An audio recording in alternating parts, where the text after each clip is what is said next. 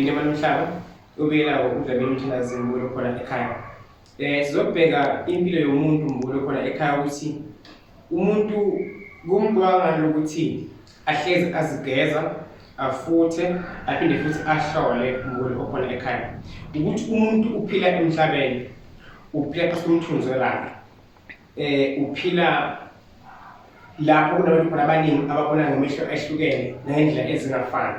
So uhambe mhlawumbe uye kwenye indawo kuyenzeka futhi uthole umoya wakhona obhedayo. Kunabantu abethi bangayingcwabeni babe imizimba yabo isilwa ekhathala.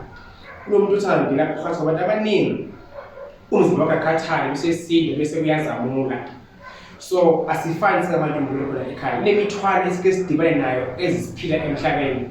Ngengena komunye umuzi futhi kukhona futhi wakuthatha ukugula kwakhona. That's why ube umuntu ohlezi uzicinisa, ukhotha okukhothwayo, uhlole futhi impilo yakho, uziklina futhi mbulo khona ekhaya. Phinde funa lapha ekuthandane nomuntu wesifazane noma wesilisa.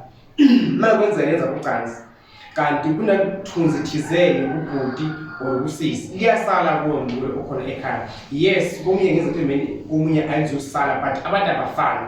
So ngeke ukuthi guarantee mina vele noma ngalala nobani noma ngadibana nobani alikho ithunzi ezoba khona empilweni liba khona mbulo khona ekhaya. So that's why kumele ukuthi always mawuhleli ubheka impilo yakho uyilungisa impilo uyilungise njalo till uzobe sekupheni kwani kwempilo yakho. Into osempilo emhlabeni sodibana manyeva ngento ezihle uzonyukela kwehlele mbulo okhona ekhaya. Uma ukudlamini imali yakho 50 nongika ngikhona phake ma video ami inkosi busise God bless you.